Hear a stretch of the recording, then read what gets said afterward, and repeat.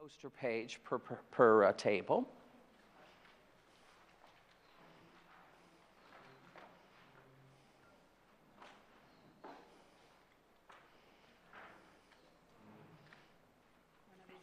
No, I'll bring the markers around in just a moment.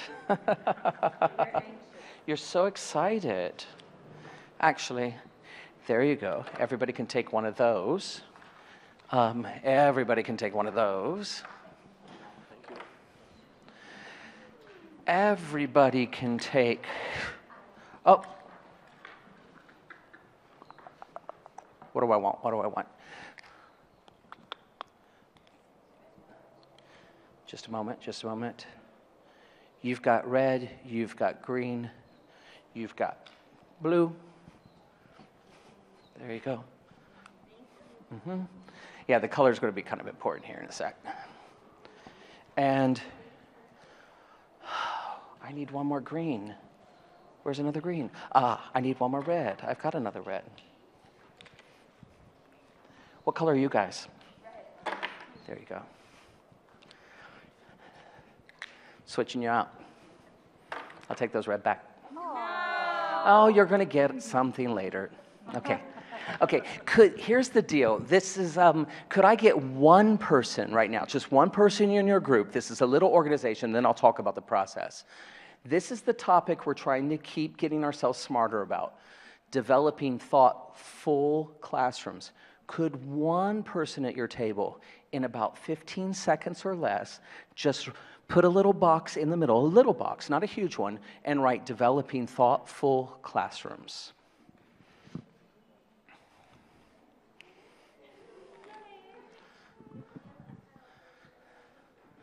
Okay, out of the 15 seconds, you've got about 10 seconds left.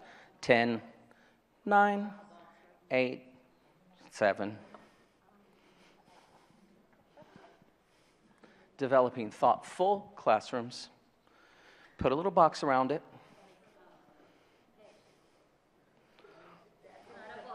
That works. That's fine. Jan, don't be bullied. Okay, now friends, have you organized yourself? You've got that. Does everybody have a marker in hand? Everybody needs a marker. Do you guys remember the routine chalk talk?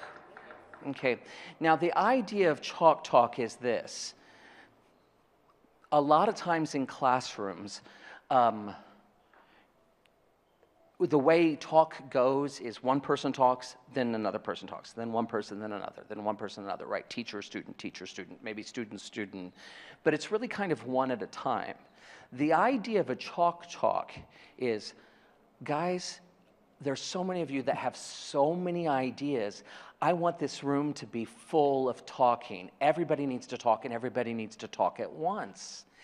Except, if everybody talks all at once, I'm afraid there's going to be so much noise in here that we won't hear anything. And so a chalk talk, and many of you are familiar with chalk talk, everybody's going to talk all at once around our prompt, except you're not going to talk with your voice, you're going to talk with your chalk, or you're going to talk with your ink in this case. Right? And so put your idea, don't do it right now, but you put your idea down, and if you want to add on somebody's idea, you add on somebody's idea, so on and so forth. So an idea of a chalk talk is getting everybody talking with their chalk. Then you as a teacher can listen in on the conversation with your eyes, see what they're talking about, so that you can then maybe draw a point or put a provocation out there. This routine that I'm going to use with you right now is in the same family of the chalk talk, but it's not the chalk talk.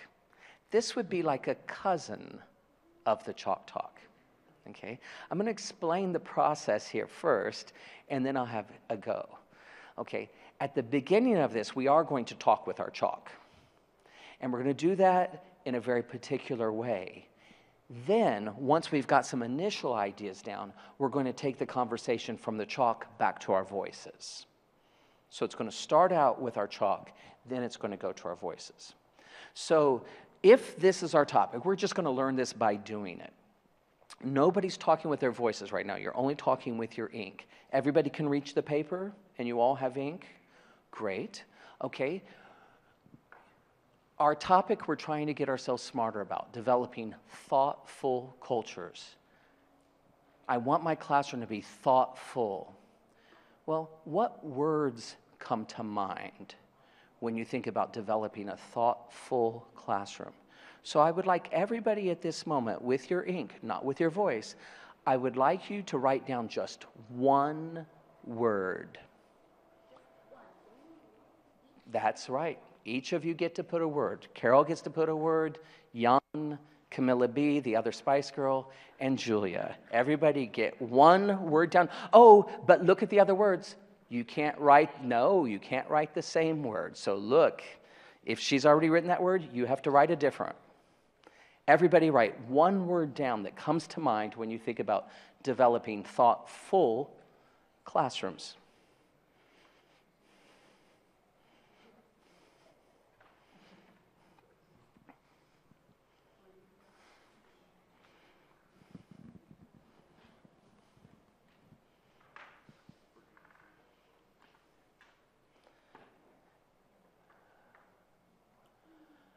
Did everybody get a word down? Yeah? I would like everybody to put one more word down in another place, but it can't be any of the words that are already there. What's your second word? When you think about developing a thoughtful classroom, get another word.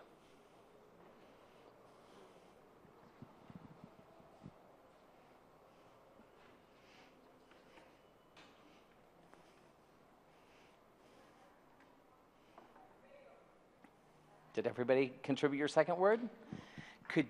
How about over there? Did you guys all contribute your second word? Okay. Cap your markers. Put them in one stack.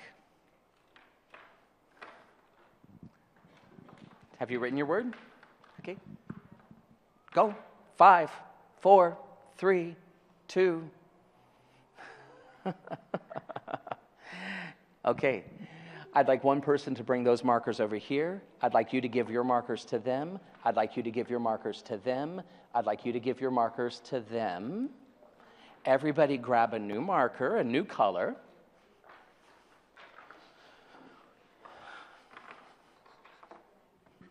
Okay, we're still going to talk with our chalk. You've got a new color there. You've got lots of words written there. These are the words that your group has made meaning of as you think about our topic, developing thoughtful cultures. This time I'd like everybody to make a contribution. And here's what I'd like you to do. You can pick a word. It doesn't have to be your own word. You can pick any of the words there. I'd like you to elaborate a few more words around that word. So when you look at that word, anything that you associate with that word, go ahead and elaborate. You don't have to build on your own. You can build on any other one. But right now, elaborate on the words that are there with your new color. It could be a phrase. It could be associated words. Everybody start talking with your ink.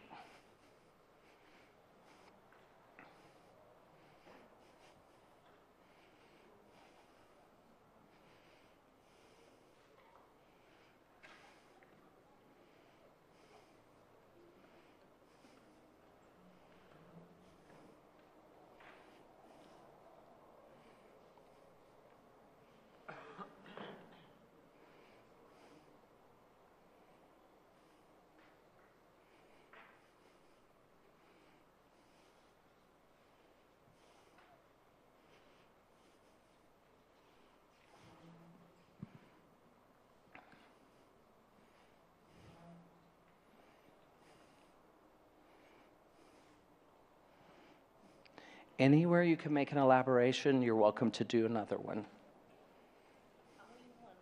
Nope, you can do as much elaboration as you can right now on any of the words that are there. If some of the words stay blank, that's okay too.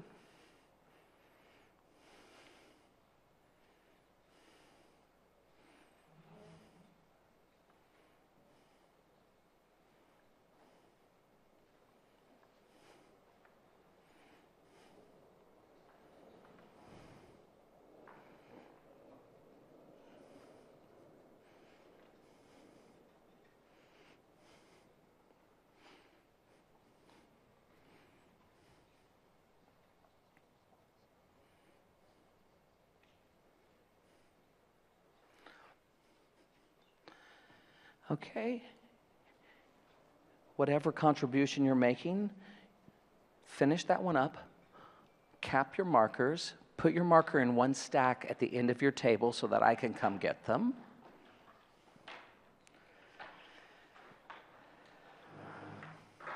Okay, just put them in one stack at the end here. Yep, just leave it at the end. Go ahead and cap your marker, put them to the side. Now, this represents right now your group's sort of meaning that you've been making on our topic, developing thoughtful classrooms. You've put words down with your ink, you've elaborated with phrases.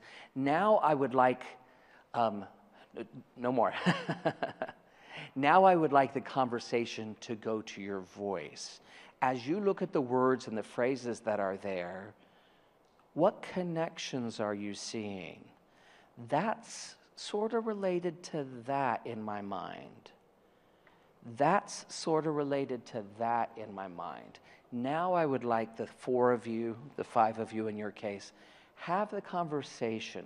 How is that related to that, related to that? What are all the different kinds of connections you can see between the words and the phrases and the elaborations that are there? So talk with one another right now. How do you see these things related? Go to your voice.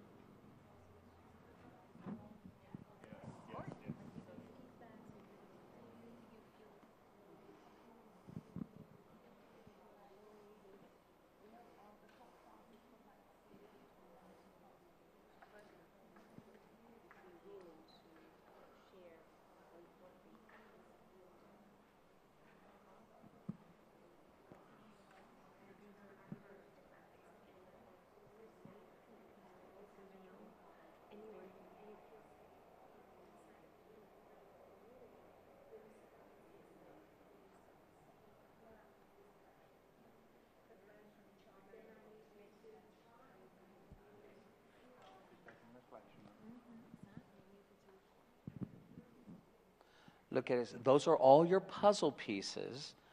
So which ones go together? Go to that conversation. Now that you're talking with your voice, ladies and gentlemen, if you'll take a look up here, as you talk about this puzzle piece sort of fits with this puzzle piece. That's what you have here on the table. This is related to this.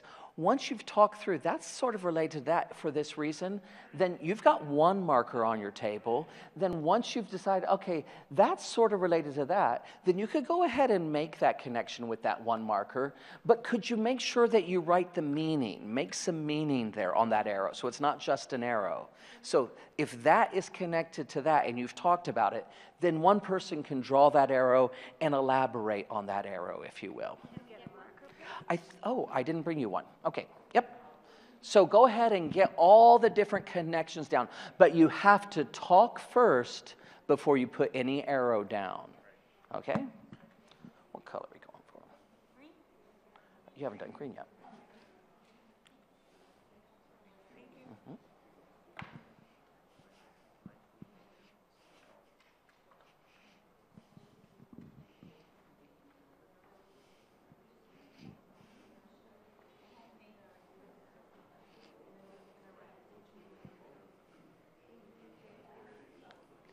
If you make connections, then draw the arrow, and then make sure that you write on that arrow.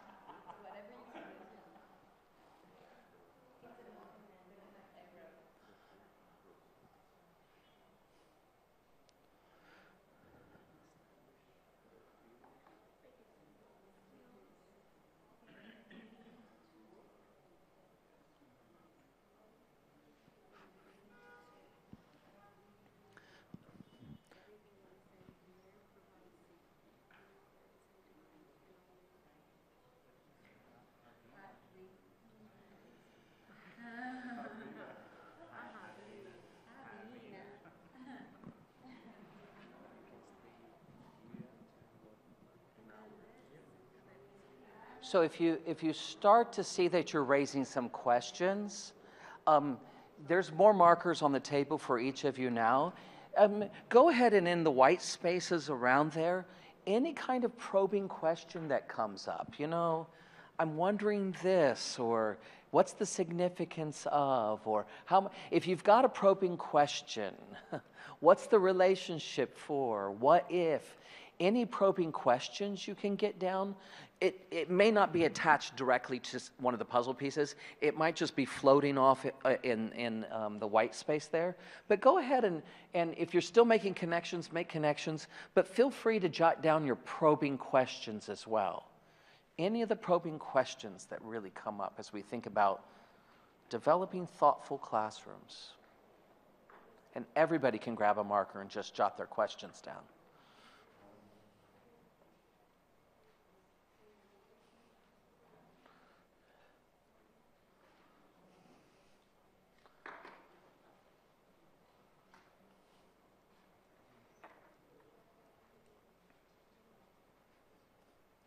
And if it is a probing question, just go ahead and circle that, star that.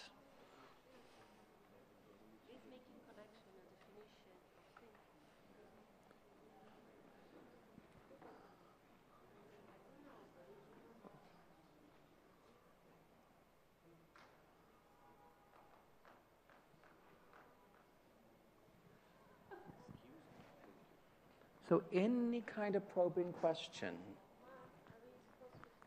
No, the probing questions can just go on. That's why you all have your own markers now.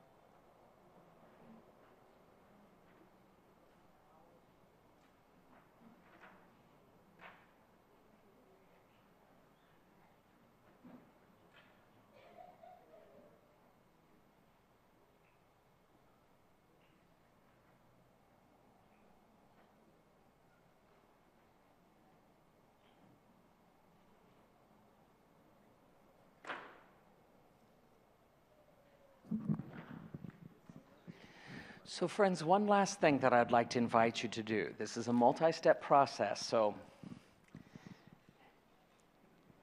we've got this topic we're trying to study.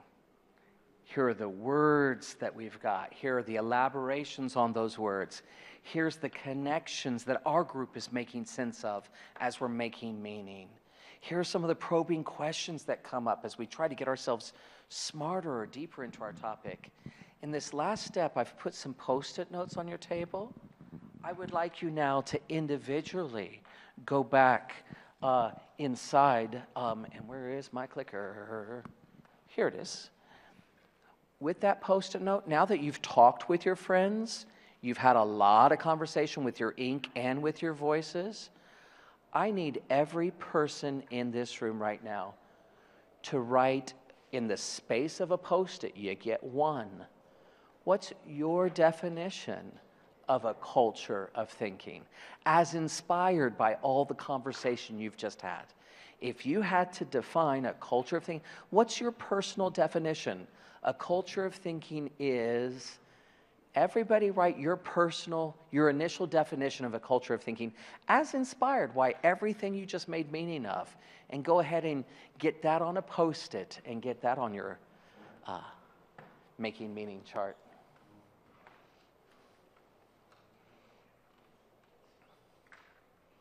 You should draw upon the conversation you just had.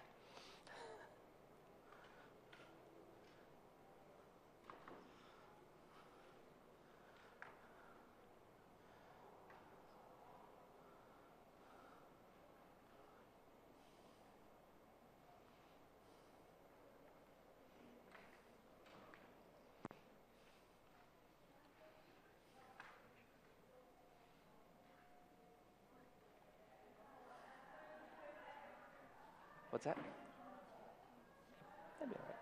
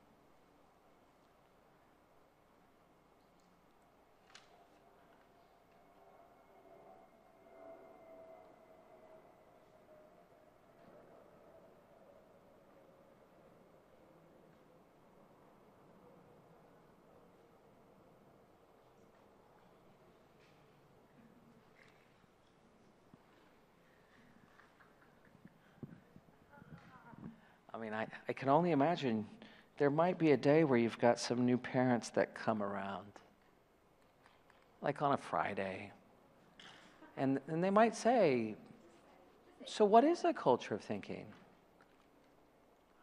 I hope you've got something on the ready so that you're not just talking off into outer space. Part of what we're doing here is making meaning. There's got to be a lot of people in this space that can say, culture of thinking involves this. That's why we're making meaning here. So,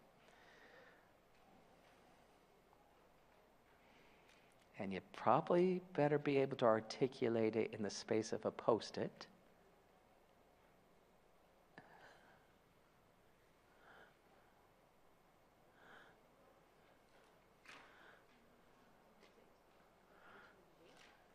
Yeah, if your table's ready, you can share at your table. That's fine.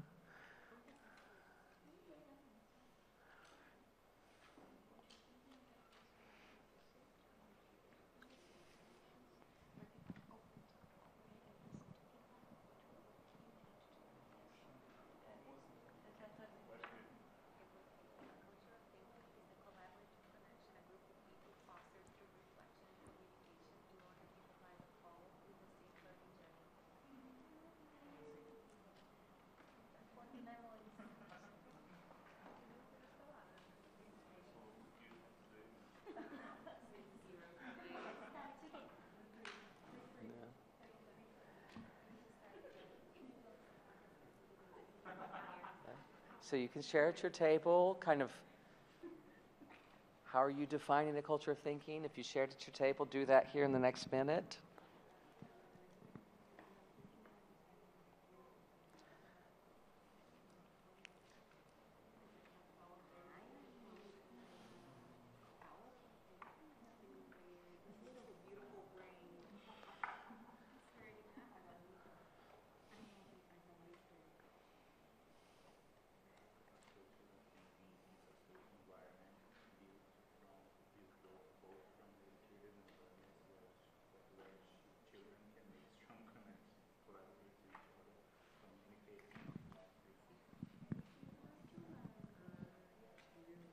Yeah. Okay, friends, could you just number yourself at your table, person 1, person 2, person 3, person 4? Do that right now. 1, 2, 3, 4. Okay. Person 1's stand up. Person 1 stand up. Person 1 stand up. Okay. So, Carol, grab your definition. Thaisa, grab your definition. The two of you talk. Share with each other how you're defining, and then walk each other to your own posters. Camilla and Conrado, the same thing. Share your definitions, and then walk each other to your posters. I think it's important to look at the other posters. Who's person 2? Stand up. Stand up. Okay. Lais and Jan, if the two of you will get together, walk each other, and then walk each other through your posters. Who's person 2 over here? Who's person 2 over here? Okay, so stand up, you're with Felipe, share with each other your definitions, and then walk each other to your posters. Person 3, stand. So Camilla and Ana Carolina would be great, and it's Carol, right? And Thiago, where are you going?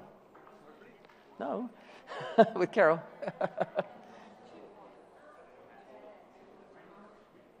What? Carol and Thiago, yeah. Okay, person 4. Okay. So Julia and Andressa, Marcia with the 2 colleagues here. Just grab these 2 colleagues. Hello, friend. Join with Marcia. And then walk each other to your posters.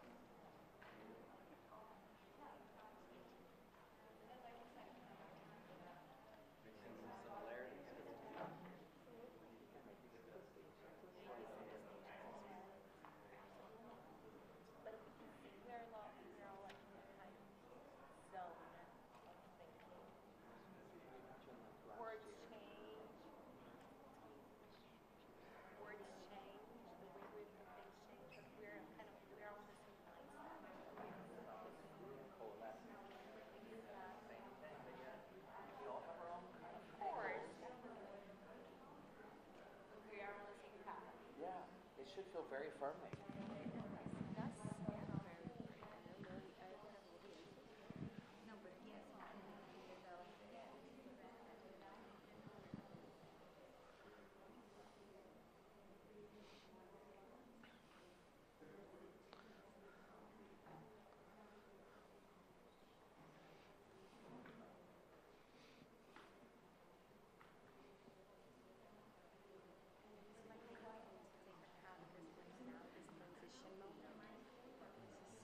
It's like an assessment to all of us. How far have we gone as a community, individually, but absolutely as a community? Where are we looking at now for the new school year? Well, and even if we think about like yesterday's conversation, what are some things that well, I can point out to myself what I felt familiar with me, but what was the unfamiliar, you know, there was that aspect. I think part of, I mean, we're trying to understand this, and many of you are pointing out, here's the part I've got, here's the part I haven't yet got, or here's the part that I know I need to work on. Yeah. Good. I'm going to start gathering people around.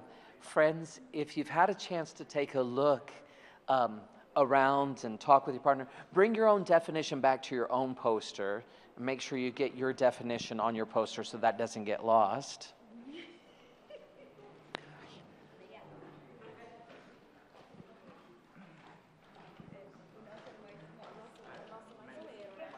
So friends, did you see some common themes? Did you see some common themes? Did you notice some common categories? As you were taking a look at each other's work and talking with your friends, and you had your conversation, they had their conversation, we're all trying to get ourselves deeper and further into our topic, developing thoughtful cultures. What struck you as you took a look across the posters or had conversations with others? What was something that you saw or noticed that struck you as rather important? Say, real loud. So you saw that word connection an awful lot. So what do you guys make of that? What's that saying to us?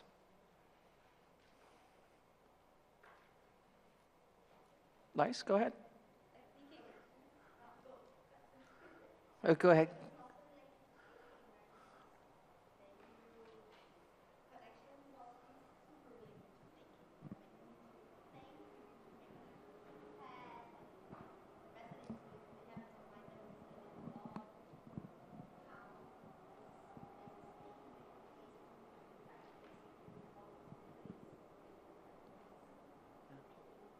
Yeah, Julia or Camilla B? Camilla B? And making meaningful connections, right?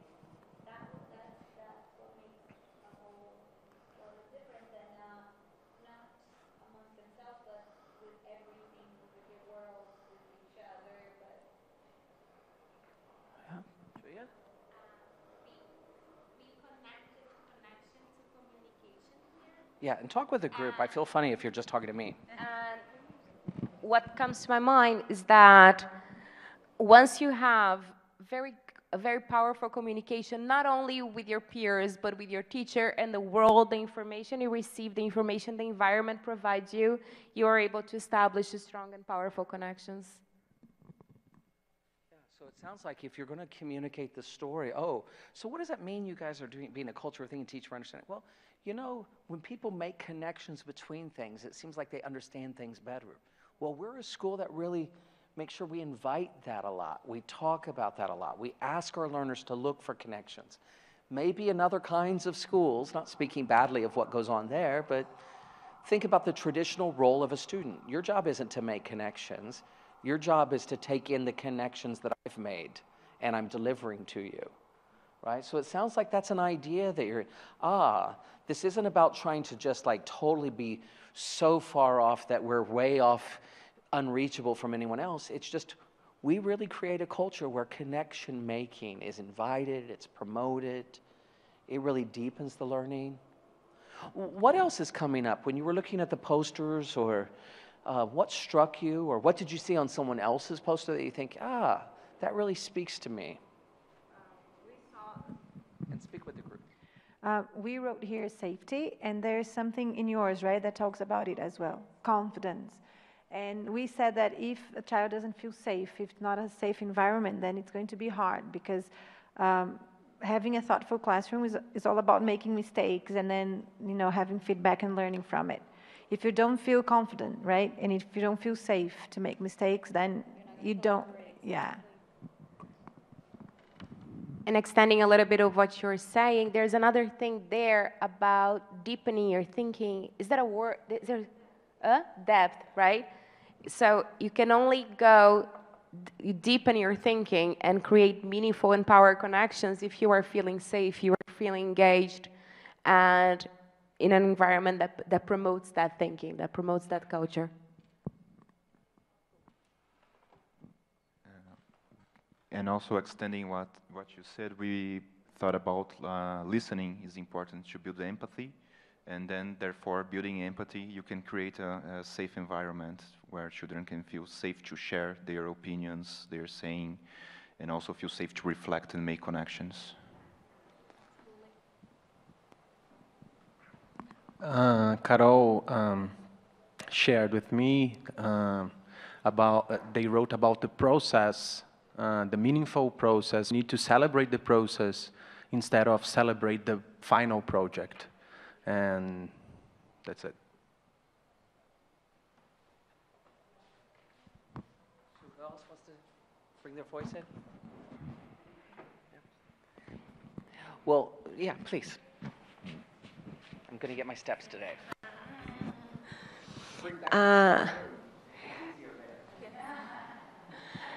Something that this group added and we hadn't thought of is the importance of collaboration and feedback throughout the process. And I found it interesting because in a way it appears here, but because when we talk about connections, we ask the question, what are the connections we're mentioning here? Is it only the connections between ideas or connecting people, connecting thoughts, discourses? So what are the connections we're mentioning here? And when you think about feedback and collaboration, you are bringing it to a different level. And we value that and we think it's very important.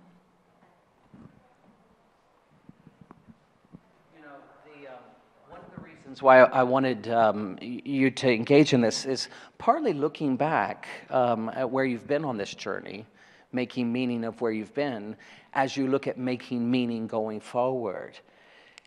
Can you imagine us having this conversation last year at this time? I mean, you're all highly capable people and well-experienced people, so it wasn't like you were starting from, ground zero or square one. But at the same time, just think what you might, a culture of thinking is about doing these VTRs, you might say.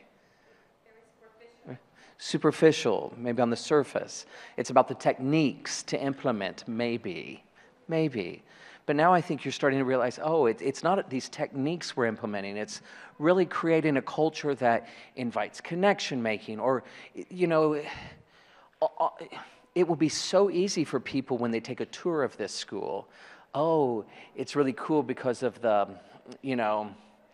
what they see on the surface, right? The kids are up and they're moving and, there's lots of colors around the place and things like that. But no, we create a space where kids' voices are heard. We create a space for them to listen to one another and create a space for us to listen to them. I think that's what I've noticed with people who, once thinking routines get established, thinking routine sometimes helps me to listen more in my own classroom because the kids now can take the conversation and I can listen in, if you will. This making meaning protocol, it was kind of like a chalk talk, and it was the first time through, and anytime the first time through, everything feels a little sharp. But you could imagine this becoming a routine. We make meaning. Here's our topic. What are the words? What are the elaborated words? Then let's go to voice and look for those connections and puzzle pieces. So what if our topic was democracy? Okay, everybody get a word down. What word comes to your mind when you think about democracy? Okay, now everybody write a little bit more, elaborate on the words that are there. Now start talking. How are these different things that people brought up, the words and the phrases about democracy, how are they related? Okay, what probing questions does this raise for us? You know, is democracy always good? Of course, everybody loves people having a voice, but what happens when voices aren't heard? That could easily be a probing question. So do you see, you could take a topic and start, okay, let's make meaning. What are the words? What are the phrases beyond those words? Now let's talk about the connections, the relationships. What questions, probing questions does this raise for us? Take out democracy, put in another topic like caring for our environment. Okay, everybody put a word down. What word comes to mind when you think about caring for the environment? Okay, everybody build on those words, not with your voice, with your ink. Now go to voice. How are these puzzle pieces related? You know, so it's Chalk Talk family. It's a cousin. It's a cousin, if you will. I just did it with this topic because this is a topic we're trying to understand. But I can think with kids, the topics that you want them to understand. Making meaning. It is a new routine. I don't have a write-up for you right now, but we do have a draft chapter of that, and I'll make sure that that gets out to you. It's still in draft form, but it will be reminding of you. Now, before we take an afternoon break and things like that, I want to step in a classroom here for just a moment. Oop, there was one more definition. There's always one. Developing thoughtful classrooms. We're going to step in this lady's classroom for just a moment. And when we step in her classroom, I'd like, you know, of course, they'll all call, what strikes you, what do you notice? You should always go there. That's always a good thing, just what comes up for you. But here's what I'd like you and your group to challenge yourself with. What in this example connects to some meaning you've already made about developing thoughtful classrooms? Where do you see something that you have already talked about as a group of 4 or 5 in action here? What in this example connects to some meaning that you've already made? Wow, that's a perfect example of what we were just talking about. But here's the other press. What in this example extends your thinking in some way about what it means to develop a thoughtful classroom? What's happening in this classroom with this teacher and her kids that gives you maybe one more idea that perhaps your group didn't already put? Or maybe you said it in another way. So look for those connections, look for those extensions. These kids are older than the kids you teach, right? And this is a very different setting. At the same time, lesson to lesson, I can't think of anything further than a 3rd grade classroom or anything further than a toddler's 2. But at the same time, this is a teacher, just like me, trying to create a thoughtful classroom, just like me. I know some things about thoughtful classrooms, so what in her setting, even if the content and the kids are much older, how does that connect with some things that already are important to me? What extends my thinking somehow, some way? So it is a high school class. So have a look, have a listen. Look for these connections and extensions. It's a 3rd year Spanish class, actually. So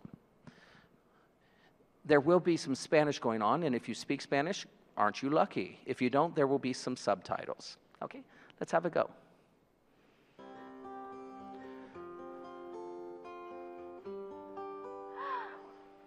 Fantástico. Satira, Can you hear perdón. it? Annie contestó. Annie estaba apasionada en el momento. She was impassioned over the question. I'm sorry, she answered. Okay. Annie? What? She lost her passion already. Okay. I have a real strong desire to create community in my classroom. Number one, we're all together for a whole year. I want it to be very real, and I want my students to be really comfortable. Rayas rojas. Language classes are huge, and one would ask oneself, how could we teach language to all these people at one time and help them to achieve their goals and become proficient with the language? The only way I thought that that could happen possibly was to break the large groups into smaller groups. De los derechos del niño. Okay? ¿Sí? My centers are theme and activity based because it motivates not only myself but my students to discover the theme.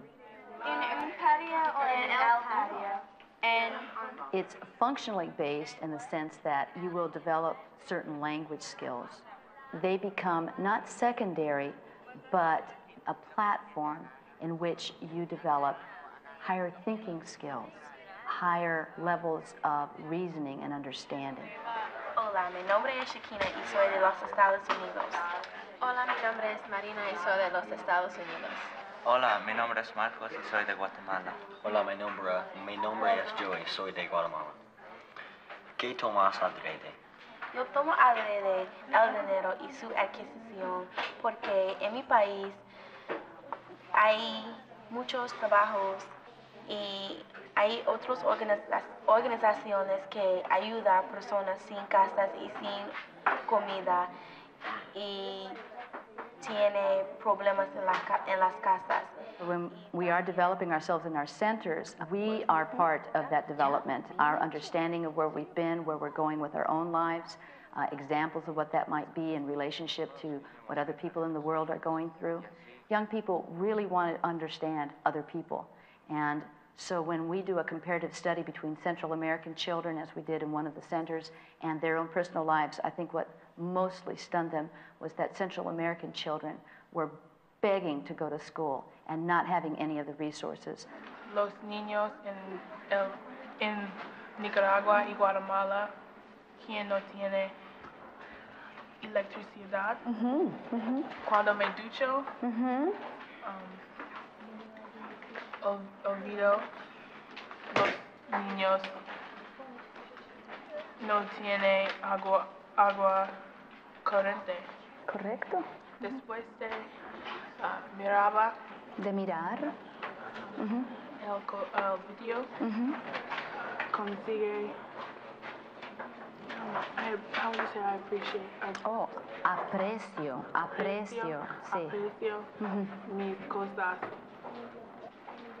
más. Mucho más. ¿eh? Mucho más. Suave tener una escuela tan bonita, ¿no? Sí, es cierto. Muy bien, señorita. Is this the same group that said they couldn't speak Spanish yesterday? You are impressing me. When it's about something you care about, I think it's easier. It comes. It really, the passion just fills you with wanting to say what you need to say. That's right. That's what's great.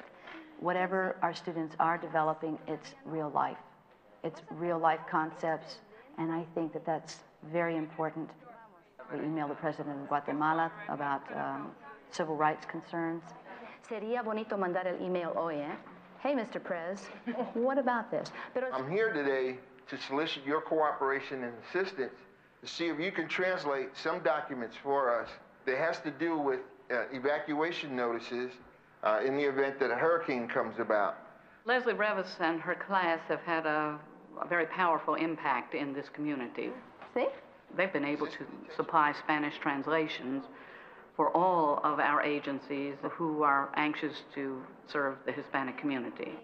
As a result of this project, I see enormous growth in these young people that Leslie's working with. They're extraordinarily proud of the work they're doing, but more importantly, I think that they're absolutely stunned to find out that they are doing something that grown-ups view as valuable. I'm going to try to get involved in book goods, translating book goods for the hospitals and for other people that need it because they're Mexicans that come to the United States. And can I get any help because they don't understand what the book's saying or the phone numbers and stuff. So that's why I want to help out. ¿Qué representan? Estado. Los estados. Oh, Lamar. Eres brillante. Estados Unidos. I judge success in my classroom by the level of happiness that I see in my students, their laughter, their joy, their passion for discovery. When they are plugged in and energized and love what they're discovering and know that they can make a difference for other people. That's all they really want. They just go and go and go and go. And it's an endless journey. It's a journey full of ideas, and it's motivated and limited only by our creativity. Okay, so I will put the slide back on, but here's one thing, you know, people could drive by that classroom and think, oh, look, it's really engaging, the kids are doing projects, it's very colorful, the teacher is very charismatic, and that's one thing. but all of you can see beyond that. Like, those are good things. I don't mind those things. But it's more than those things. What things did you see in her classroom there that connects to developing thoughtful classrooms? Oh my gosh, that is just like our poster in action. Like, where did you see things that really connected? And then where was there maybe one more thing there that gives you something more to extend your thinking some way? So I'll be quiet, have that conversation with one another, and as I get the slides up.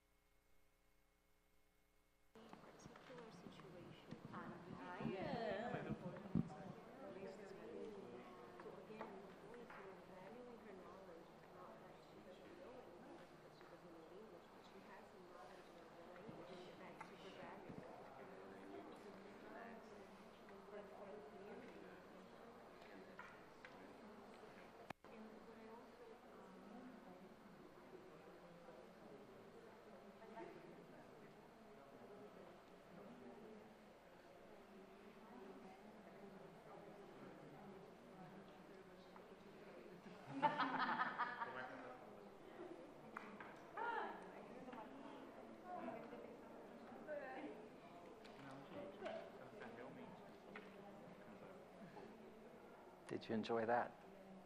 Yeah.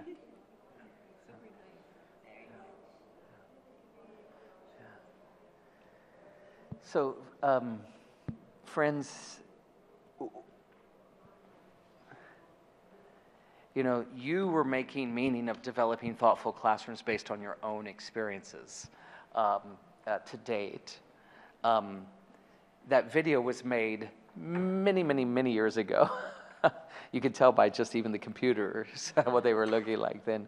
So, but do you see this idea of developing thoughtful classrooms? There's been lots of people trying to do that for lots of times. And even so, I know sometimes we always maybe speak a little disparaging, oh, in our traditional systems here in this country or something, but I'm sure you had one or two teachers along the way, even in a very traditional schooling setting, if you've experienced that as a student. I'm sure you've all had teachers along the way, at least one, that somehow, some way you knew she was really interested in hearing our voices. He was really good at some of these qualities. So this idea of a culture of thinking, you've all experienced it before. This teacher too, she's just trying that. What connections did you see? What was something that you had on your paper that you think, wow, that was a really good example of this thing we were trying to make meaning of? Can we hear a few of the connections and extensions, and then we'll break for our afternoon? We had a question here that is, which practices develop empathy in our learners? And that's exactly what she showed. She put them in their shoes and had them interpret people from other countries and what their reality was. So that was a really interesting practice. Did you want to say something? I just want to add that with the empathy, the same thing that I said before, that created apparently a safe environment for them to speak to each other. They felt safe sharing, and also a safe environment for reflection also. There was something about the safety to give something a go, to take a risk, if you will. Who wants to build on that? Well, we talked here about safety too, and then she says something that she measures the level of success through happiness. So you can only feel happy in a place where you feel safe. That's one thing. And then she validates their journey. At one point, there was this student speaking Spanish, and then when she finishes, the teacher goes back and said, "Is this the group that couldn't speak Spanish?" or something like that. So that said they couldn't, yeah, so she goes back and validates their journey and celebrates the learning as well, giving some sort of feedback at that moment.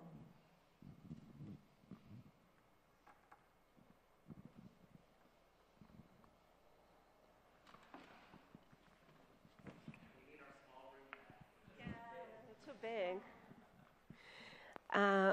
We had written here voice, like having all students heard, and we could notice that in that environment, some kids knew English very well, while other kids knew Spanish very well, so they came from different places. There were some immigrants, and somehow she brought projects in which she valued everybody's knowledge, so there was room for everybody.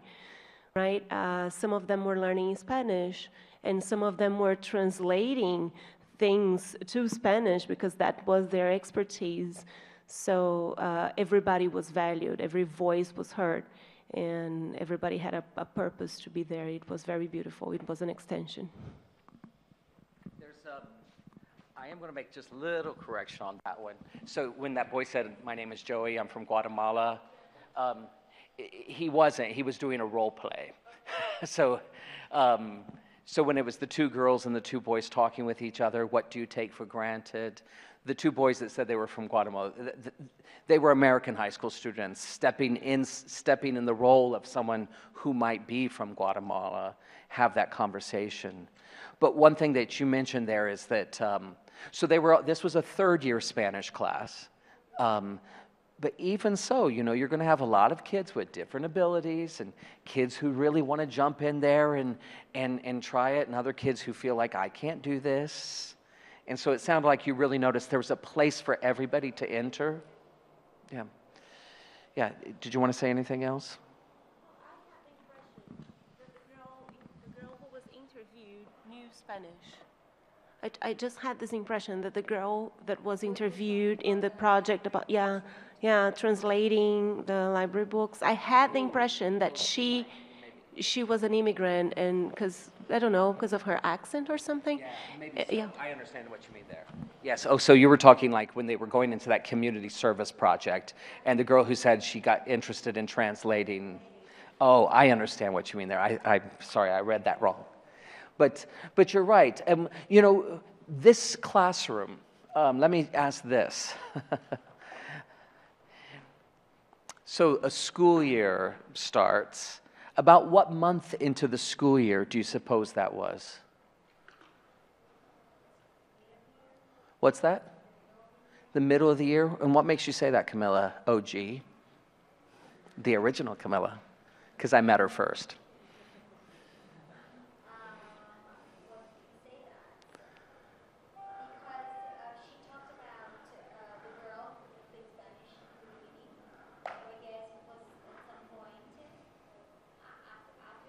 Yeah.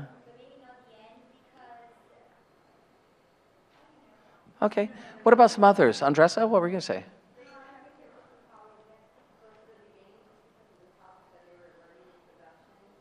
Yeah, maybe because of the topic, the introductions.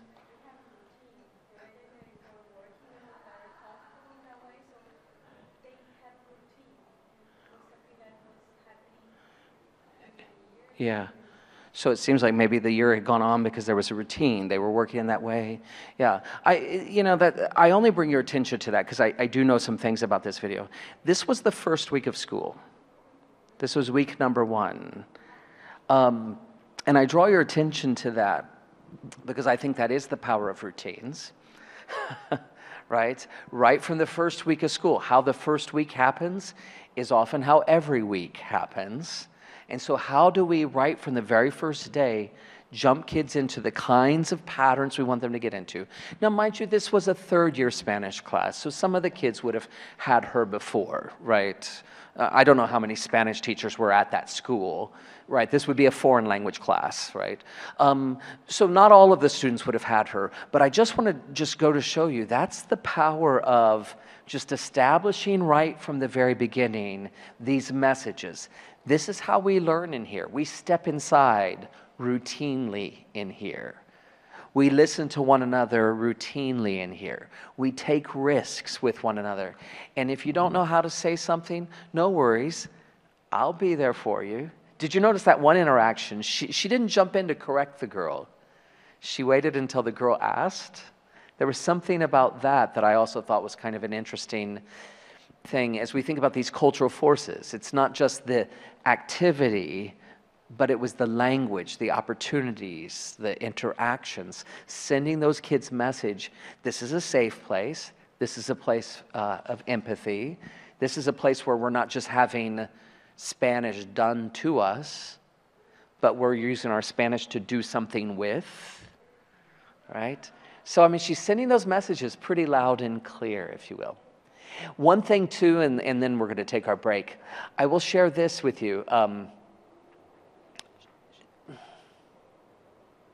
No, I won't share this with you. I'm going to wait till after the break because I would be curious to hear from you first before I say something.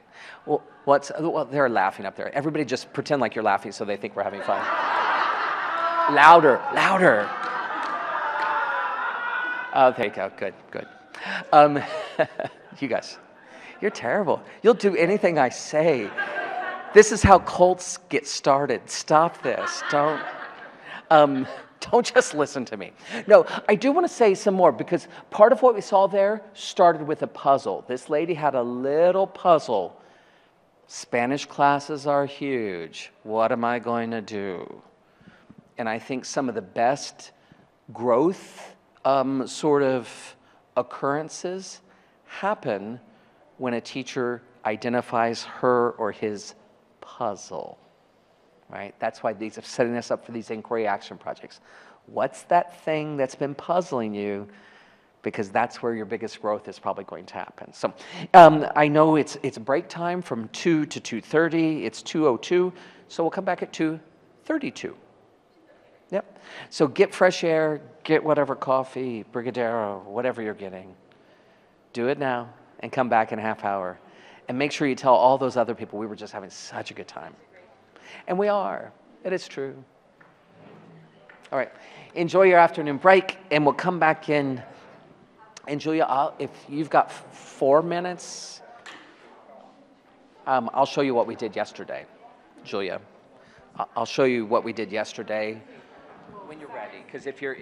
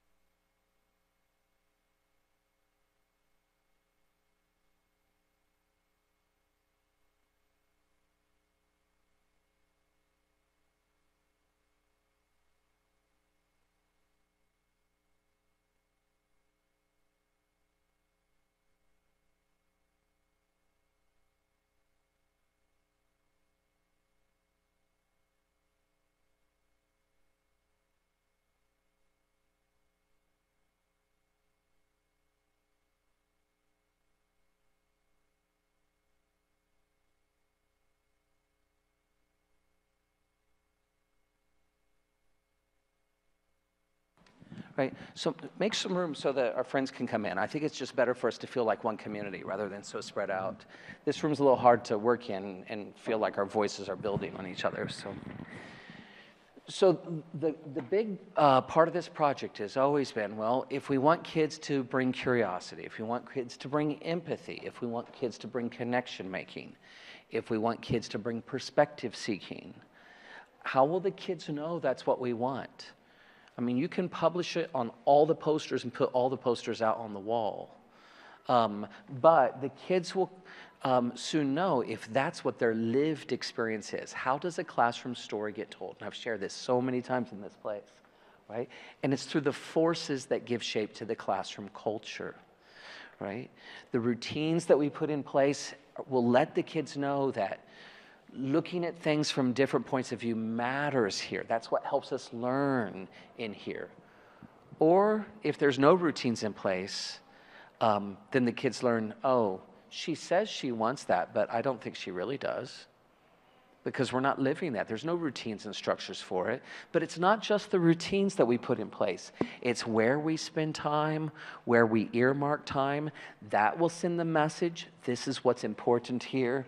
The opportunities we create, what we model, the interactions we have, the environment we create, the language we use, the expectations we communicate. All those cultural forces work together to send the message. Most schools out there, the teachers are probably just planning what are the activities I need the kids to do this week. But activities still sit within a culture.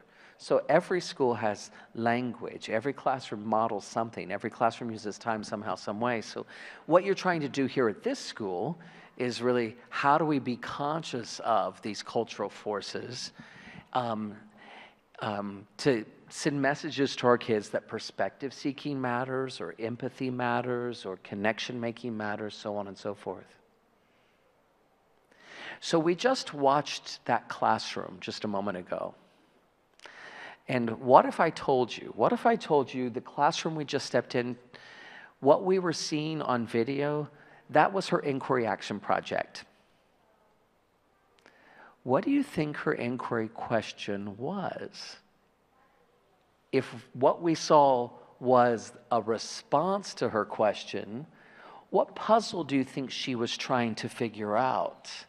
And then which cultural forces do you think that she was finagling with to try to help her figure out her puzzle?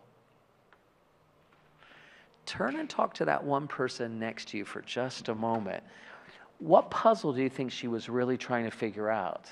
There's not a big grand reveal, okay? She wasn't doing an inquiry action project, so I'll just tell you that right now.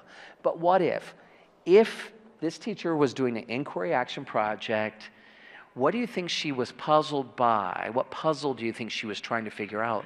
And then which cultural force do you think she was looking at to maybe help her figure something out around her puzzle? So talk with 2s or 3s.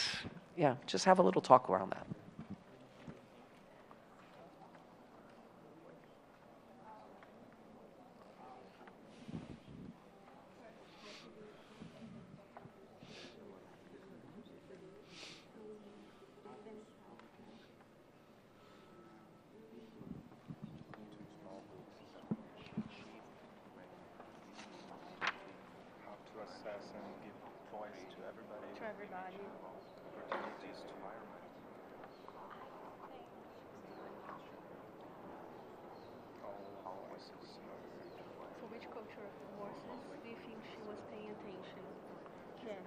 Opportunities and language and routine structure, because she needed to have routine because they were, right? Yeah. They were playing a role model. Asking questions, right? Yeah. As Shannon was like 40 kids, how she managed the time to teach them what was language, what was important for them.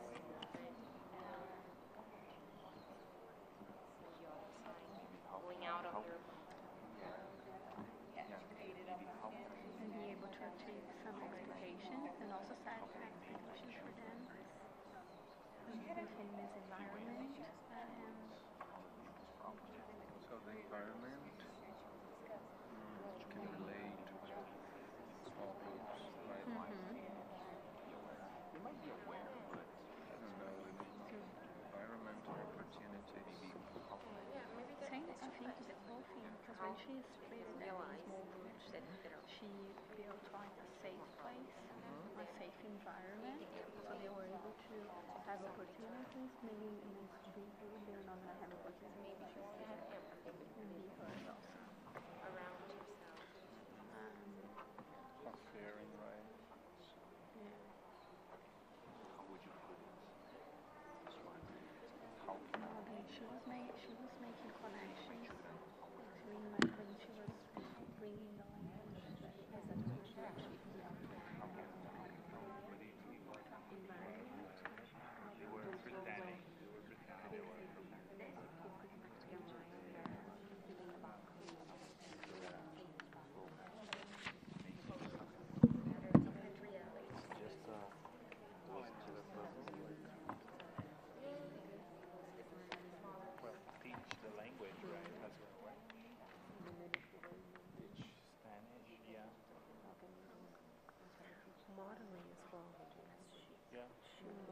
So, friends, let's talk. And now that we're closer together, I look what I have right here. I have Leslie's inquiry action puzzle. I found it. It's right here. It's on the inside of this. Wait, let me see what.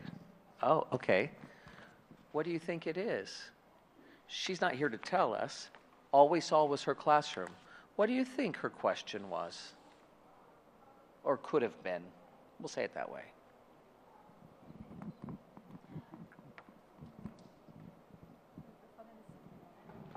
Wait, are you gonna just talk about small voice and just talk to me? Or you're gonna talk to them? I'm going to talk to them.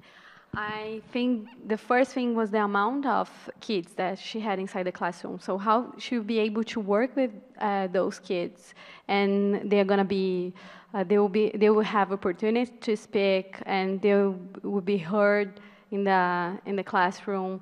And So phrase the question. Give it a go.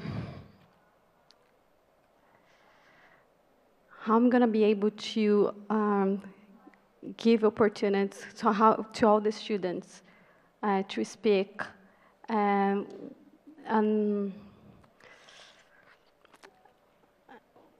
with this amount of kids that I have in the classroom. How I will create an environment that all the kids will be heard.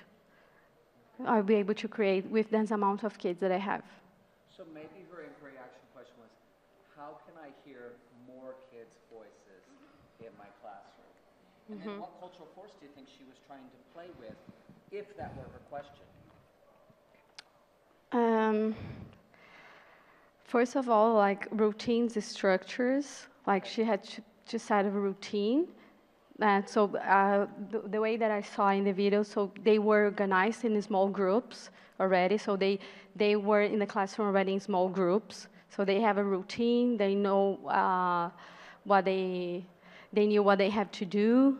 Okay, let me just jump in with you on that. So we're playing here.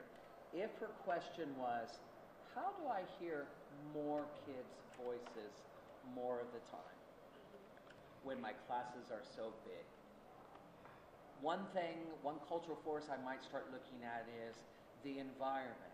Safe How environment. do I structure the environment to hear? Maybe interactions. How do I create more interactions so I can hear more kids, get more of them talking? Thanks. If that's not her question, wait, let me see if that was her question. Nope, that wasn't her question.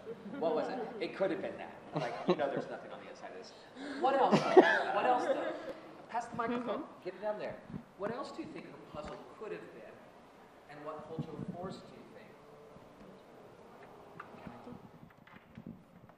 I think it could be, how am I going to teach a foreign language in a meaningful way?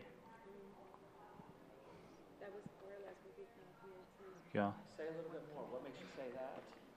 Well, she was teaching Spanish to American teenagers.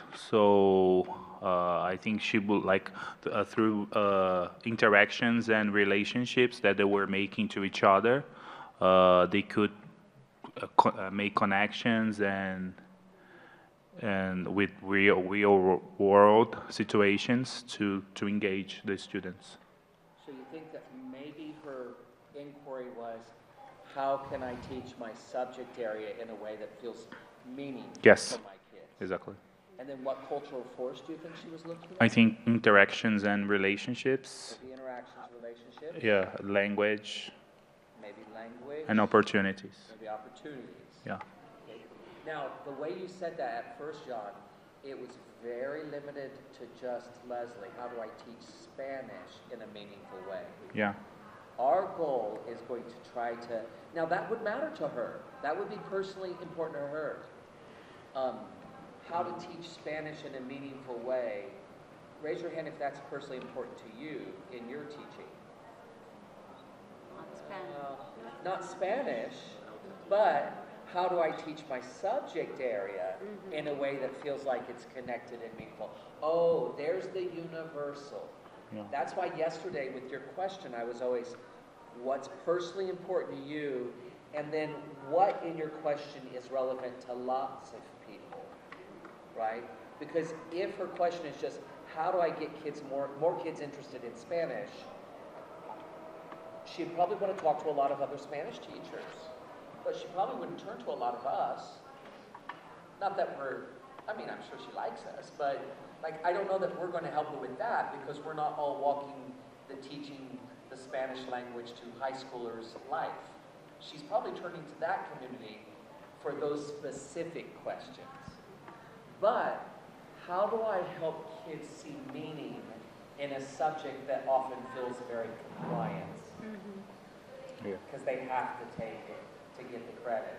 Oh, well then, that's not just a Spanish, that could also be lots of subject areas, do you see? So in your own question, why you're doing this with Leslie right now is so that you keep thinking about your own question. What's my puzzle? What's the universal reach? Right. Because if I'm the only one who cares about it, I'm not going to be able to tap brains. Most certainly, if my questions are about early childhood, I will need to tap into early childhood community on a lot of things. But on other kinds of things, I can tap into other people's brains.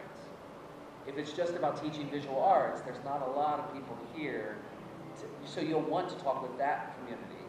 But with this community, what can you talk? So it could be, how do I hear more kids' voices? It could be, how do I make this more meaningful? Did anybody else have an idea of what her puzzle could have been? I think we went a little bit different because we were thinking about what they were talking about in the class. Like, so how can I make my children sensitive towards different realities? Because, like, it's a real problem. Sometimes you are, like, in your bubble, so you only have the things around you, and you want to develop empathy, like problem solving. So we were thinking about this way. How do kids experience our learning, and how does their empathy help their learning? Maybe something like that? Yeah. So what cultural force do you think she was playing with, if that were her question? I thought about interactions also. Maybe interactions. Yes. Someone else? Let's hear from the end of the table.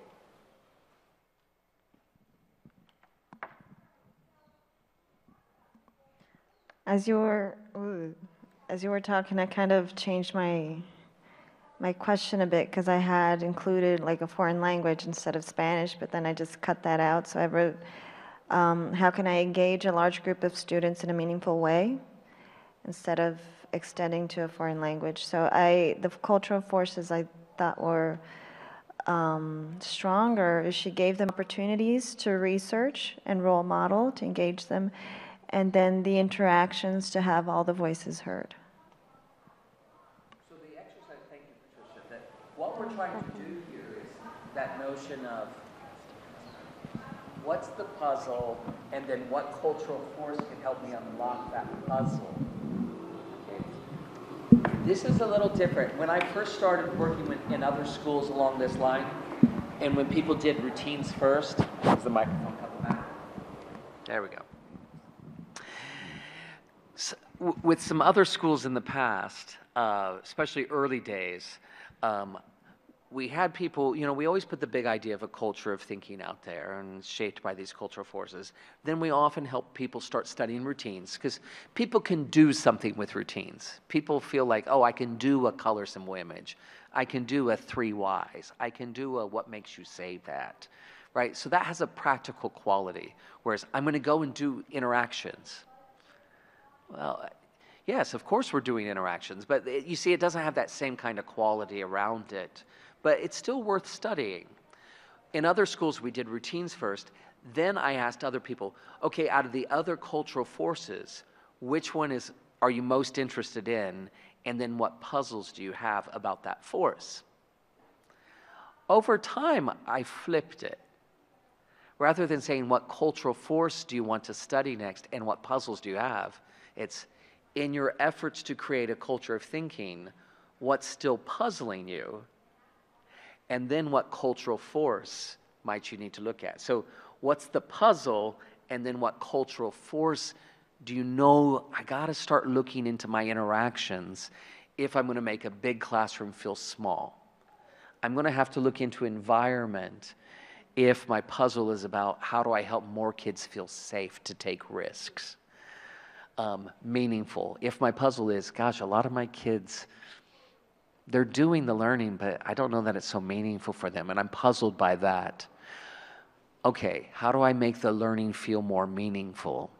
I'm going to have to start looking at the opportunities. What opportunities feel meaningful or don't? So that's why we're doing this with Leslie's project right now. It wasn't a project, but what's the thing that she was possibly puzzled by?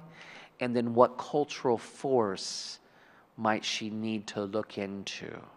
And of course, there's a third question too, is, so if that was kind of some time into her project, what do you think she's gaining insight about? What do you think she's figuring out? If you were Leslie and you had this puzzle, what would you want to chip away at next? Why don't you have one more conversation with the persons next to you? If the puzzle was what you thought the puzzle was, again, that's a grand act. There's nothing written inside here, okay? But if her puzzle was about finding meaning, if her puzzle was about feeling more connected and safe, if her was about hearing more kids, what cultural force, what do you think she was figuring out? What kinds of things do you think she's probably learning? And what do you think you would chip away at next? What action would you take next if that was your puzzle? Just play that out in Leslie's space before we turn to your own. So talk in your 2s and 3s there on that last question.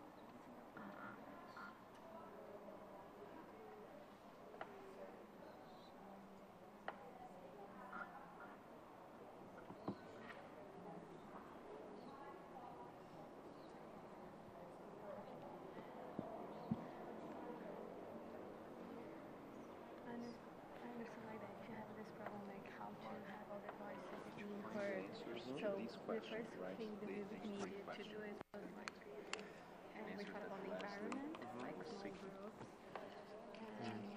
Well, and not every question is going to have answers.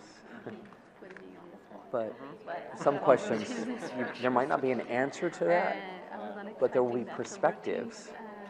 So she's trying to get herself perspectives. Like if her question was, how do large class feels small.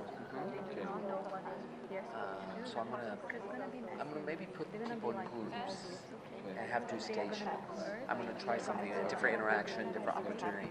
And then I'm gonna check in, well, is that starting to make the classroom feel small? Am I hearing more kids' voices? Does that action help make it feel more safe? So that's what the whole idea is. What's my inquiry question? So then what actions, what cultural force do I take? And then what actions might I take? And then let me, I may get some answers, I may get some perspectives, I may get some more puzzles.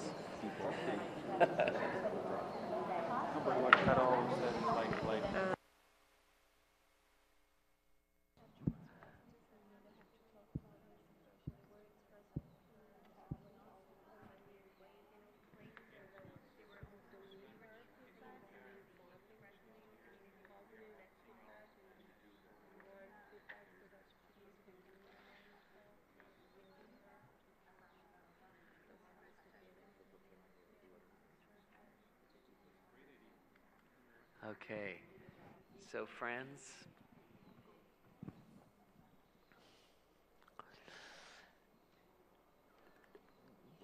turning to your own inquiry action. This is where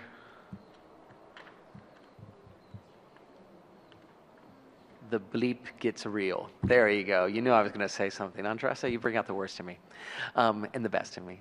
But, this is where this part of our journey becomes very exciting and also very daunting.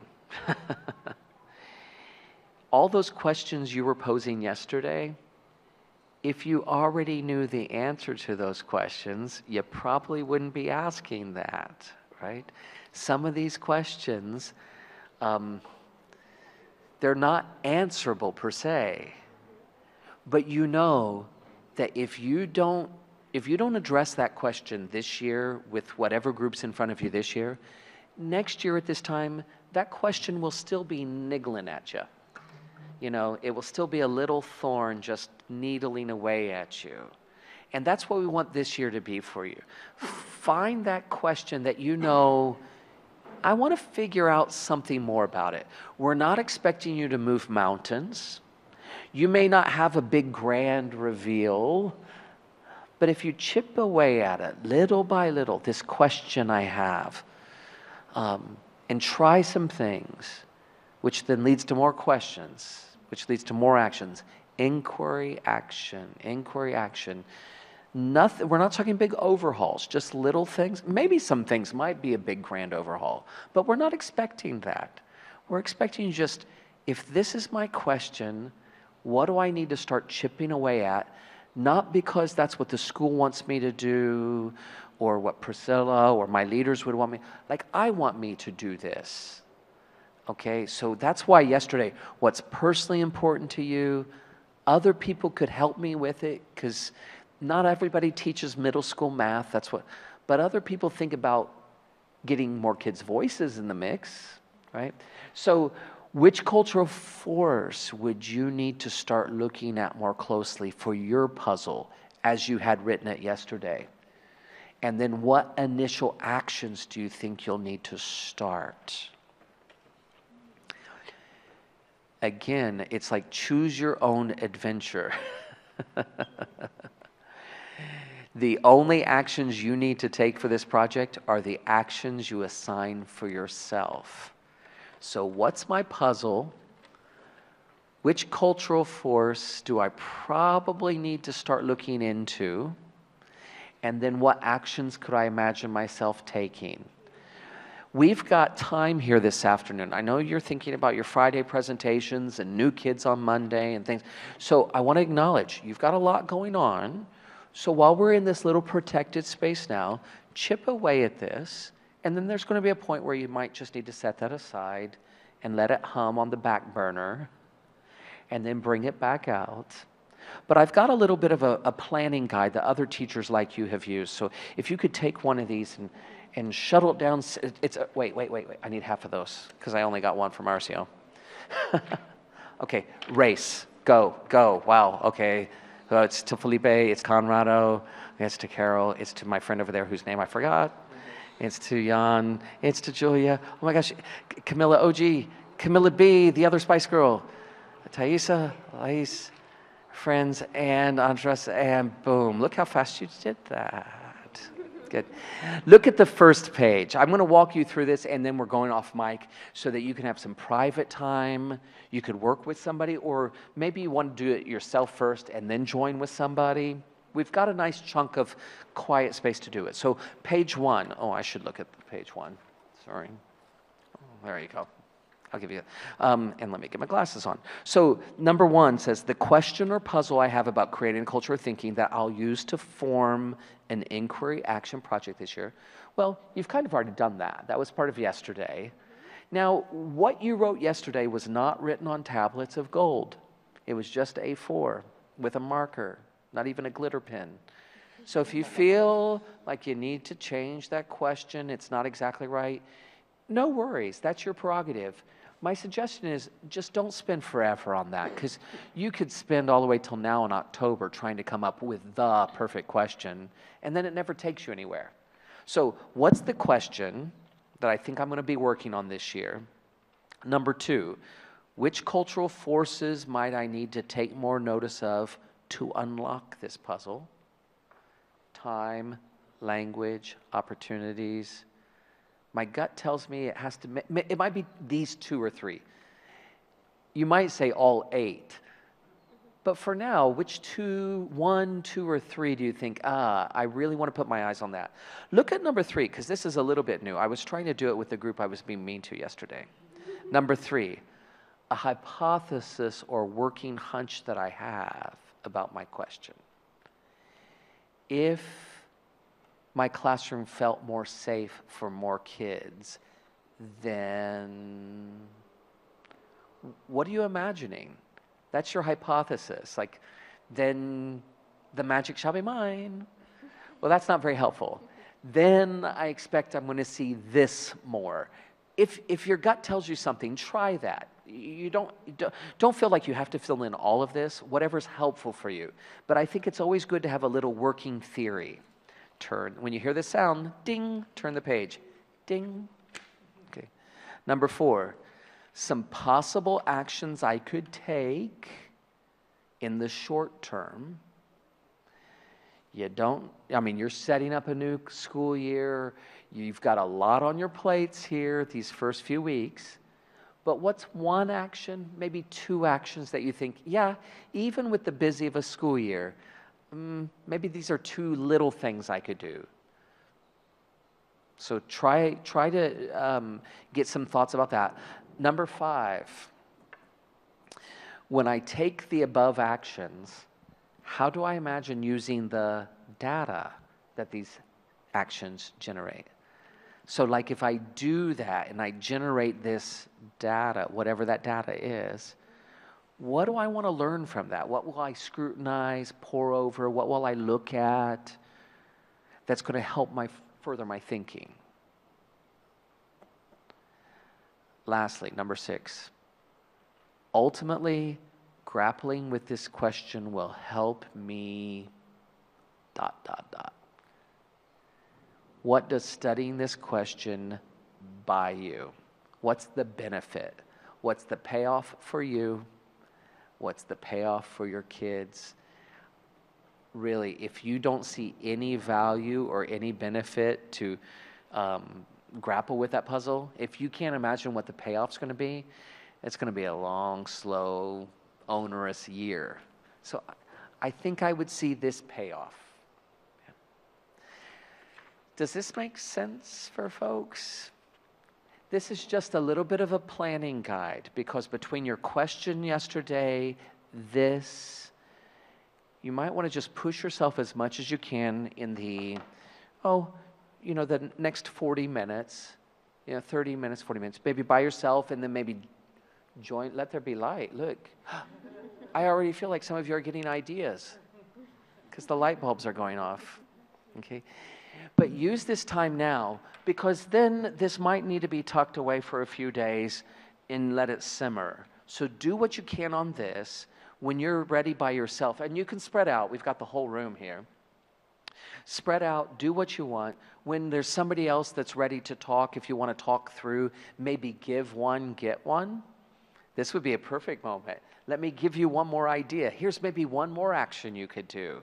And I can get one from Ana Carolina. So give one, get one. You know, so that today you feel like at least you're preparing yourself to get started. There. The ideas are firing, so I'm going to shut up. Why don't you start working on this? If it feels right to do it by yourself, do it. If you really want to partner with somebody, that's A-okay too. So let's go and work on this for a while. Do what you can. I'll be available to kind of help. I'll walk around, but I also won't like annoy you either. And then we'll come back in about a half hour, 35 minutes.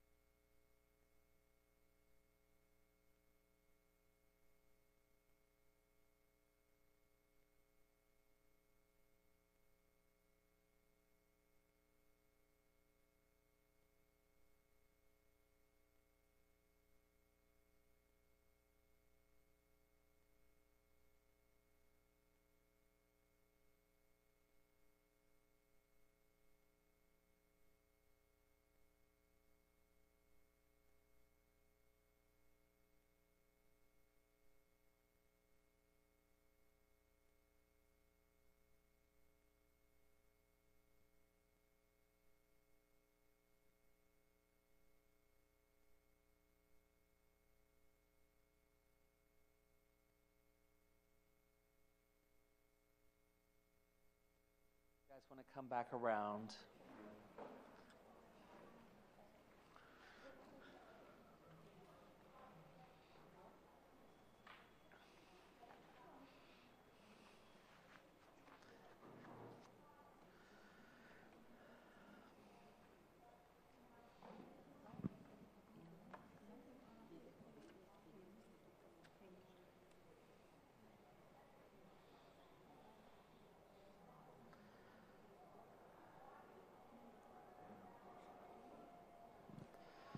Okay, everybody, let's come back around. I want to share just a couple other things with you before we call today a day.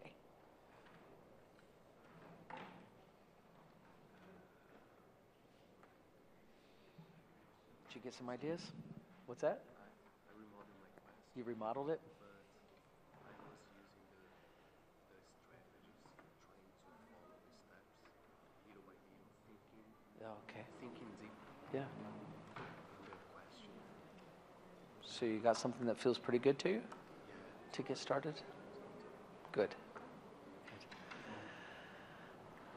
Okay. Anna Carolina, Lice, if you could come around, please.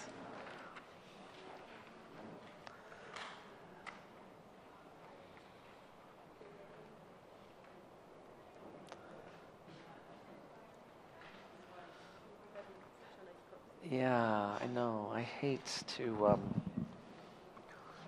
you're all kind of in the thick of it right now, aren't you?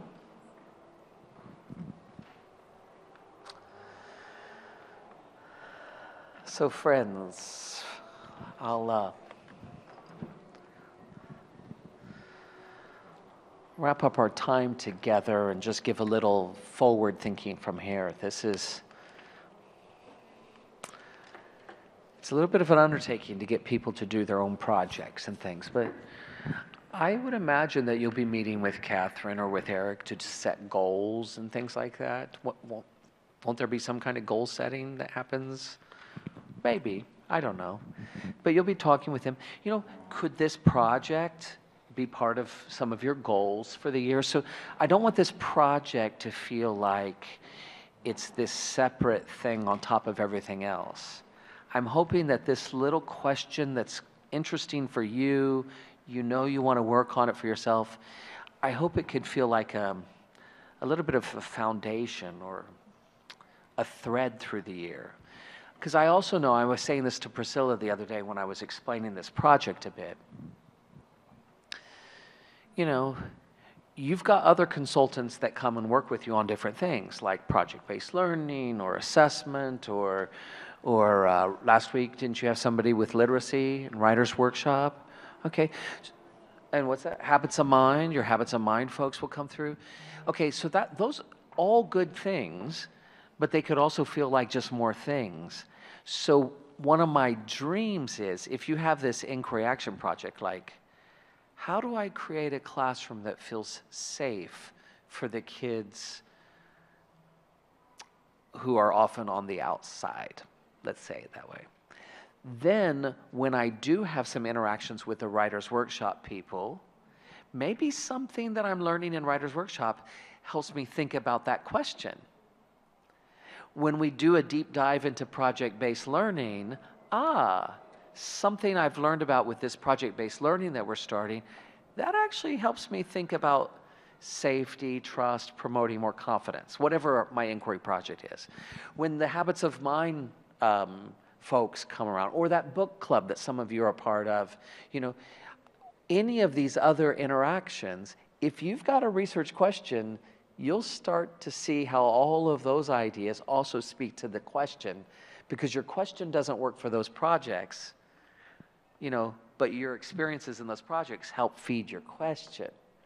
That's why I thought, if everybody had an inquiry action project that feels manageable, doable, interesting, because you yourselves have just pulled it out, could that help feel like all these little areas start coming together?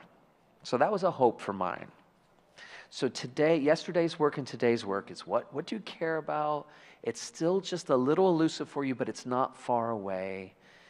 And how could you use this year just to chip away at it? You know, if here we are in January, if you get to early December and you've only moved the ball down the field a little bit, it's still a little bit more than where you were today. So we're not expecting, you know, that everybody's going to get to the end of this and maybe feel like they've, you know, shot that goal, if you will. But if you can get closer and closer to that, that's what we're hoping. Here's what we've seen in some other places. These were two schools that I was working with in Sydney, Australia. Emmanuel School and Masada College. Those are two different schools. They're on different sides of town, but they were sort of partner schools. They had been working with thinking routines for some time, but now they were ready to think about more. And so their teachers at the two schools, we would come together. We started at the beginning of the school year, kind of a January actually, because Australia's school year is like Brazil. And then in June we met, and then in like October, November we met. So I came around 3 times, but in the in-between times, they had ongoing study group. They had a few times where they had their little individual think tanks to get ideas. Here were some of the projects that they did some years ago, these teacher inquiry action projects. Both those words are important. It's the inquiry and the action, which leads to the inquiry, which leads to more action. So here was one project. How does the thinking my students make visible help me to make decisions about where to go next? I'm just really kind of curious about that. I've been getting really good about making their thinking visible, but then I don't know what to do with it other than put it on the wall. And so I'm just kind of worried. So she started thinking about, well, then what opportunities could I create? If they make their thinking visible, what opportunities might I plan or create? Or even how do I just communicate expectations? This thinking that you made visible, we're going to use that. So she looked at those cultural forces. Here's another project. Well, this was the end of the project. On the very end, and I think this year we'll do the same, in the October, like on the Saturday that we get together, if we do one of those Saturday sessions, everybody just brought a little bit of a poster session. Right, again, we kept it so it doesn't feel too stressful for people. But this was one, she said, the puzzle I've had, students are not engaged in the theory lessons, and they do not see and appreciate the theory embedded in all the practical that they all love. How can I get them thinking about theory in other ways? The kids love the practical, they hate the theory. Previously, I've always explained, then we discussed, and then we apply it. Previously, I was stressing the importance of theory and then showing them the connections to the practical. Is there another way? That was her inquiry question. And she tried some things, she did some things, and some things I gained insight on. Well, students are quite honest with what engages them. One thing she asked them is, what engages you? If they can't see real applications, they're difficult to engage. Oh, this third point, this was a big part of her project. She said, starting with a challenge or a conflict or a dilemma can fuel the energy for the whole term's topic. See, before I was teaching all this stuff, and then we'll get to the challenge. But she thought, maybe, what if I put the challenge up front and then teach? So she just flipped some things around. She changed the opportunities. She changed the interactions, if you will, expectations. Here's another project. Her question was, what are the barriers to students thinking for themselves? What if we knew what inhibits students' willingness to engage? She said, I remember her project. She said, I've got some kids that just don't want to engage, and they seem like they're shut off before we even start. If they're already shut off, I don't know what we can do with that. So her first thing was she asked her students, she said, I sometimes see that people are shut off. What are the barriers? And so she did a little data collection. That was an action. And the kids said, well, the barriers, sometimes when the work is too hard or too easy, when we struggle to get ideas down, when we're tired and sleepy, the temptation of technology. Do you see that one there? That was the teacher's assumption. She thought, I think the kids are just too distracted by their devices. But actually, the kids said these kinds of things. When the teacher assumes that there's knowledge which isn't there, or the physical environment, you know, the displays, it feels like a mess. It's hard for me to want to engage in here. Now, what's interesting about this is the teacher took that action. I'm going to collect this data. What, you know, kind of a student survey, if you will. Now, some of it, she thought, I can't do anything about that, like tired and sleepy. I can't put you to bed at night, right? So that's not in her realm of influence. But teacher assuming knowledge that isn't there,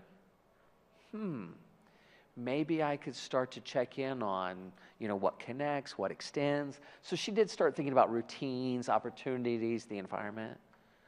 Oh, do you know what grade level, what subject area this was?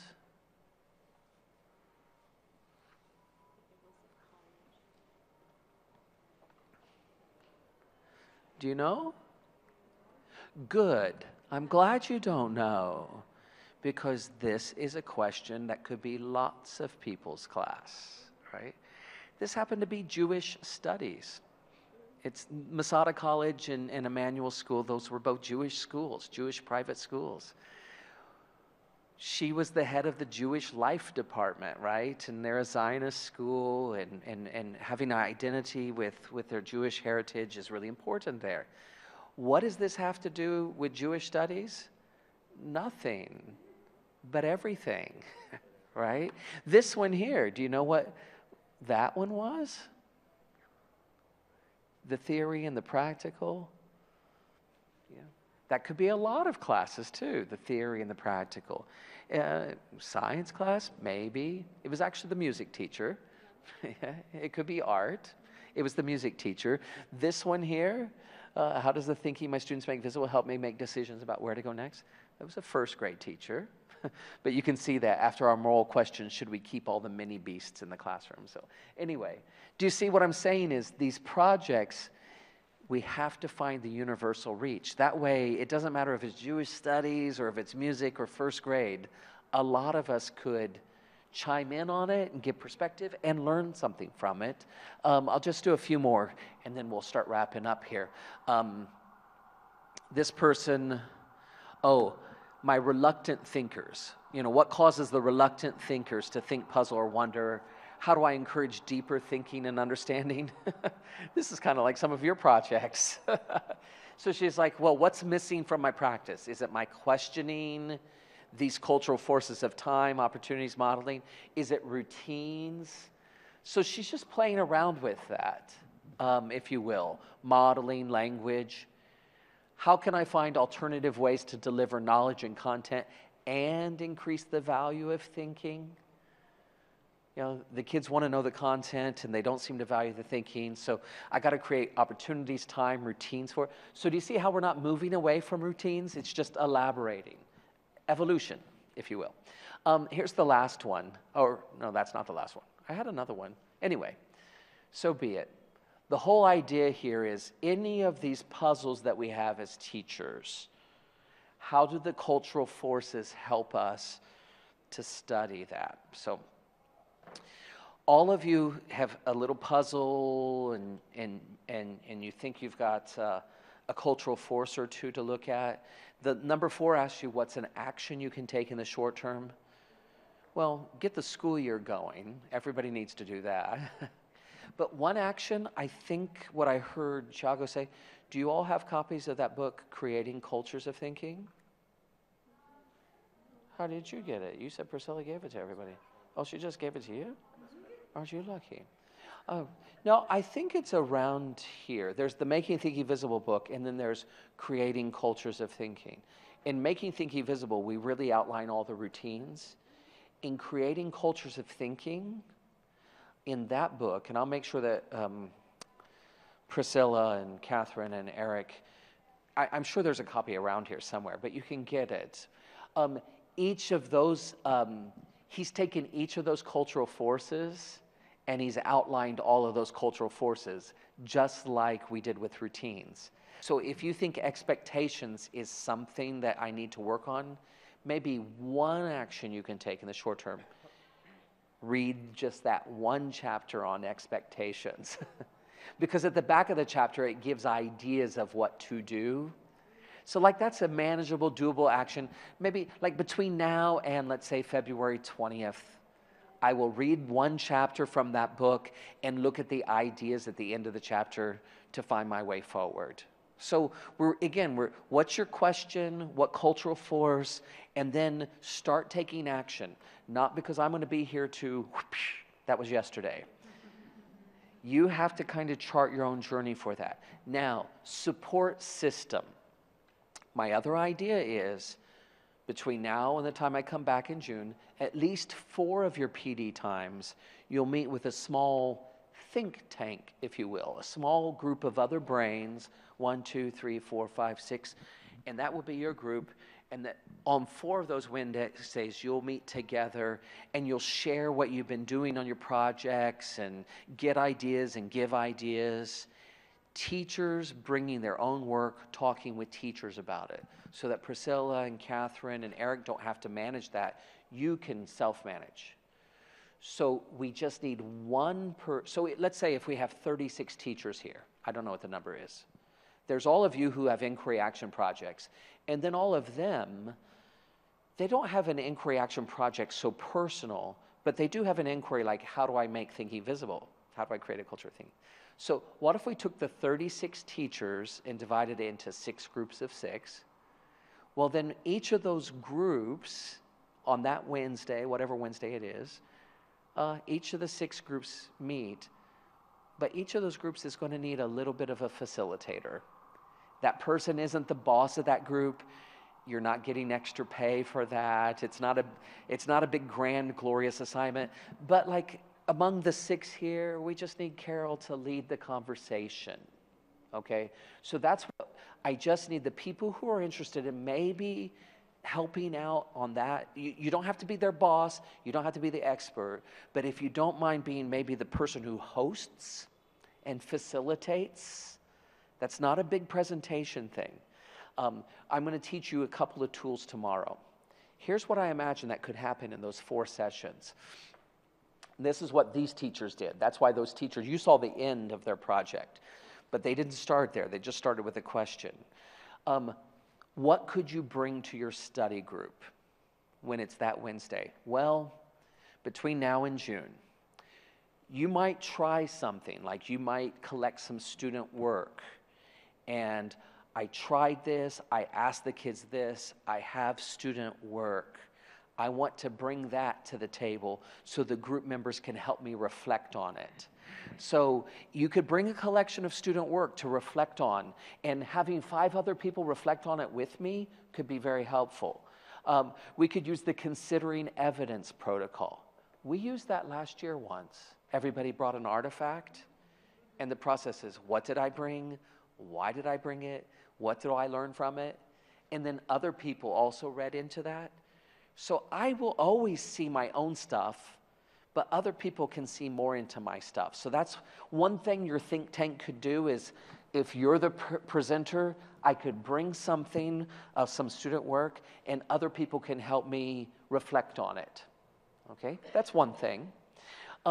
Sometimes a person hasn't done something with kids yet, but they're about to. I've got a plan. I'm going to do this with the 1st graders. Okay, here's my plan. Except I'm not married to the plan yet. I think it's pretty good, but maybe it has a little static in it. Okay? Well, you could bring a plan in the works. You could bring a proposal. Next week with my kids, I'm thinking about doing this. Here's my proposal. I don't need an idea. I have an idea. It's just still cooking. I would love to hear what you guys have to say about it. Give me some feed forward. Okay? You could bring a proposal or a plan, an idea for action that could use a little tuning. Thiago brings his plan. We listen to it. And then we give him a little feedback. Here's what sounds warm. Here's what sounds cool. You're seeing me do this with my body right now. Why am I doing that? Because I'm thinking about the old-time radios. not digital radios, but remember the old ones. When you tried to find a station, you had to turn the dial to the left, you had to turn the dial to the right. It's staticky, but the closer you get it, it gets more and more clear.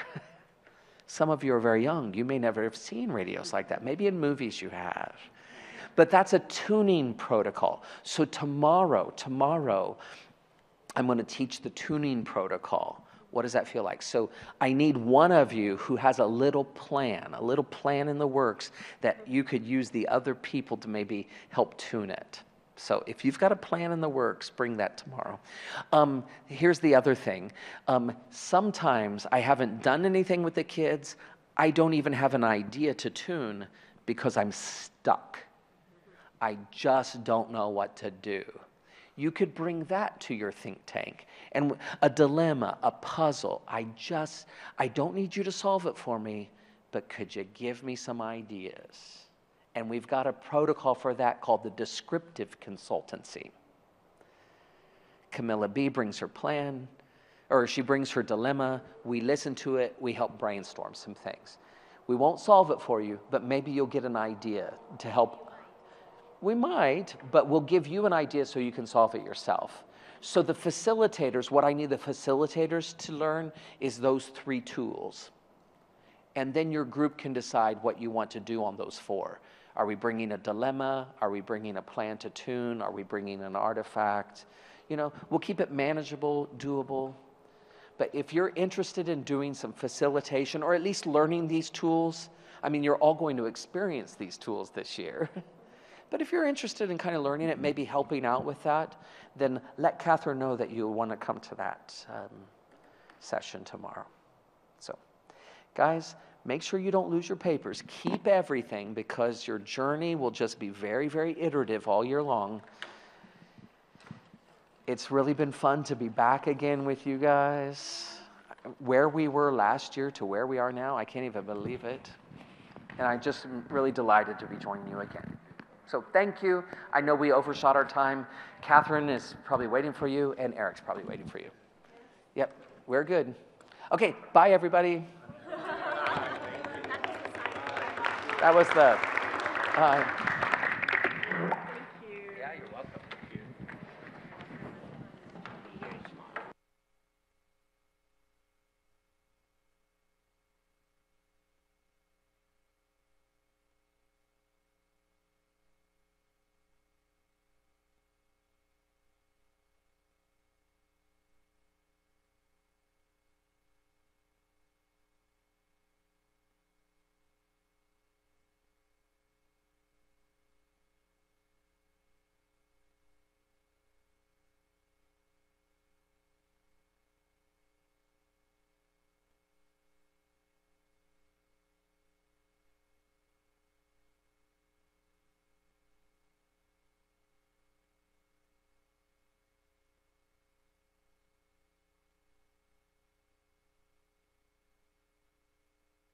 O'clock auditorium.